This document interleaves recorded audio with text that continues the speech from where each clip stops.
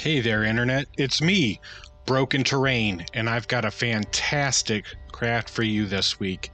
I call it my foldable, portable tabletop. And this thing is massive. I was impressed with just how big it was. I had to take it outside just to show it off, and I can't wait to show you how I made it right after the drop.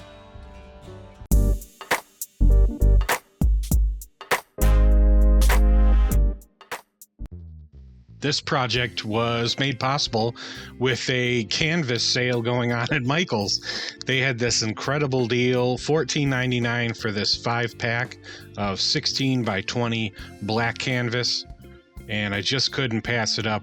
And when I saw it, this idea for this portable, foldable tabletop kind of popped into my head. So let's get started. I'm going to use 4 of these 5 canvases. The wife wants the extra, so no problem there.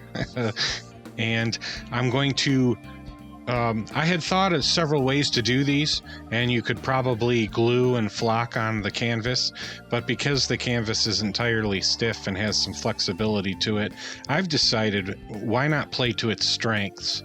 I'm going to paint, and I'm going to use my my tiled stencil from before. Just carve out some really deep recessed brickwork. I do a 3x3 stamp, and then you're going to coat your stamp in the color paint you want. I use my elephant gray and just a touch of the gray storm or storm gray. I'm running out of it, which is why I go back to the elephant gray. If you know or have been watching, gray storm has become my favorite gray. And I would have used it entirely for this project had I not been running out of it. So I'm just going to stamp along one corner or one edge, and it worked out well for me, and I wasn't paying attention, but I would recommend paying attention and making sure that when you put your 4 canvases together, that in the center you have a nice clean lineup. That being said, just stamp, stamp, stamp. I was really worried about how badly some of the stamps were coming out, but this is actually going to work to my advantage later on.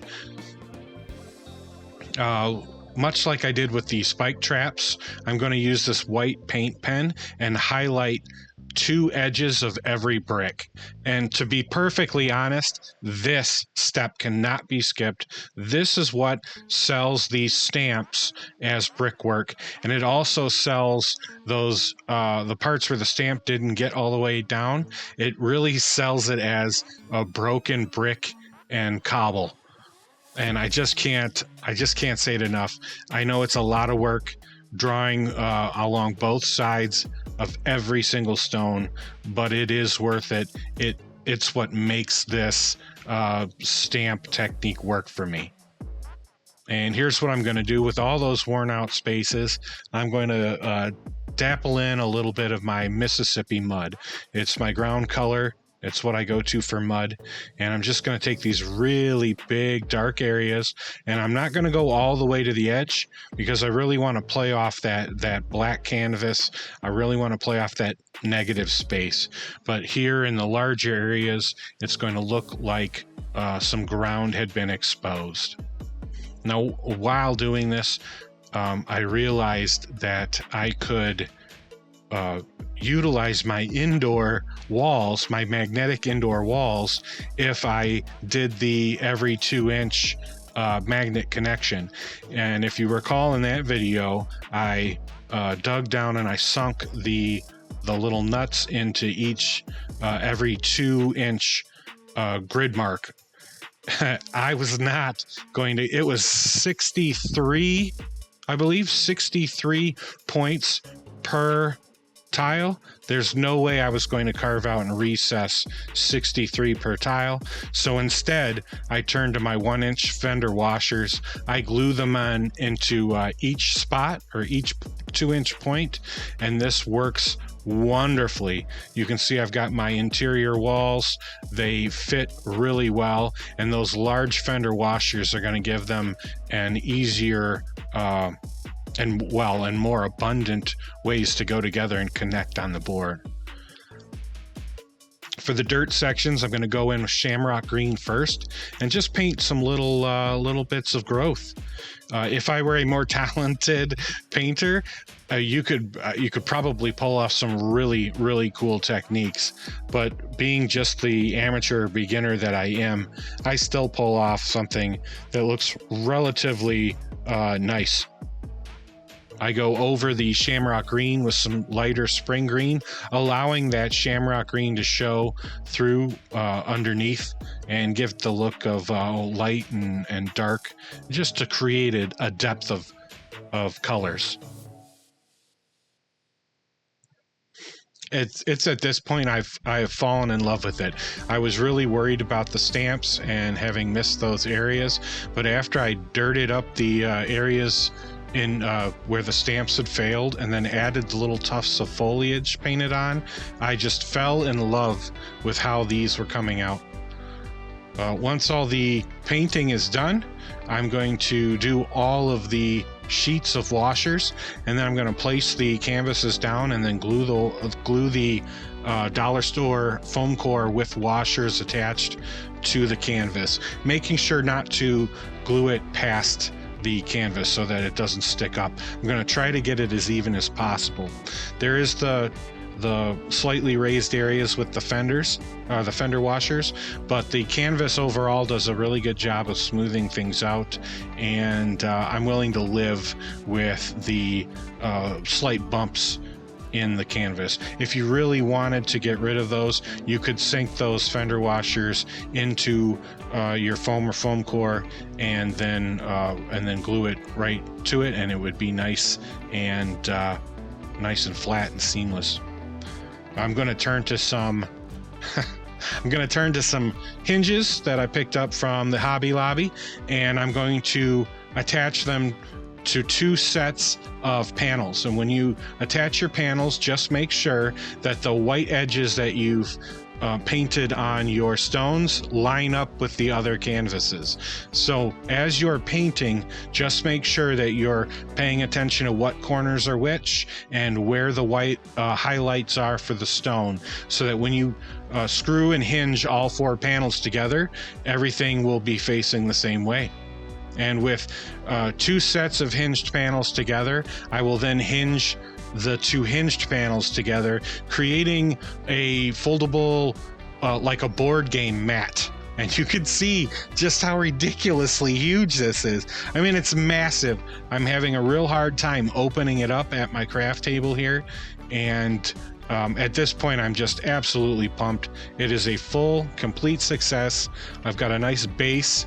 It's gridded out, although very inconspicuously. You know that each grouping of stones is about 1 inch. Each stamped tile is like a 3x3. The whole darn thing is gridded out for real easy movement.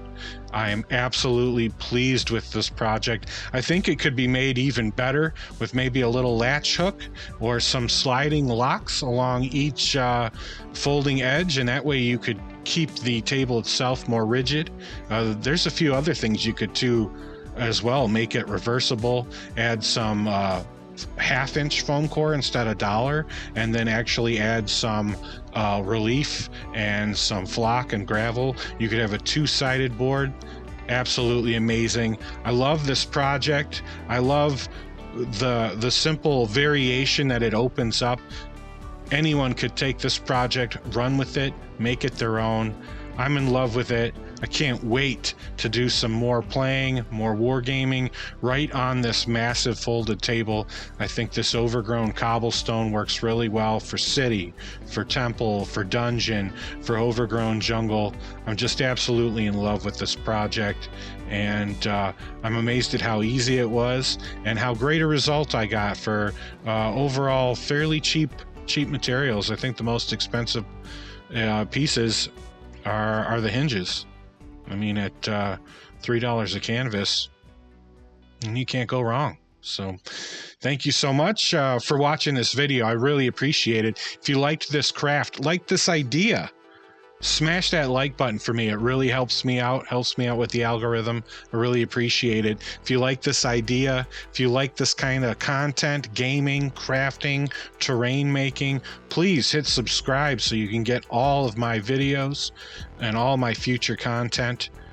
I wouldn't want you to miss it. If you've got some friends and family like this stuff too, please share the video with them. I'd really appreciate it. If you think I've done an amazing job with this one, maybe you want to buy me a coffee as a thank you, hit that super thanks button. That's another great way to help the channel out. I do have a subscribe star, and there you can subscribe for just to make sure that you help the channel continue. And I also have an original pen and paper game available to my subscribers over there at my subscribe star. We're in the testing phase, but the game is almost finished and complete. I'm really happy with it. I'm so proud of it, and I'd love to share it with more of you. So come on by that subscribe star. I'd love to have you as a subscriber and a backer of the channel. I can't do it without you guys. Thank you so much. Thanks for watching. I appreciate it so much. I'm going to leave you with just some beauty shots of me setting it up with different things, showing off that the fenders work with the interior walls, that this paint scheme works with just about any idea or terrain idea or concept that you might need. Thank you so much, everybody. As always, like each other, love each other, and craft on.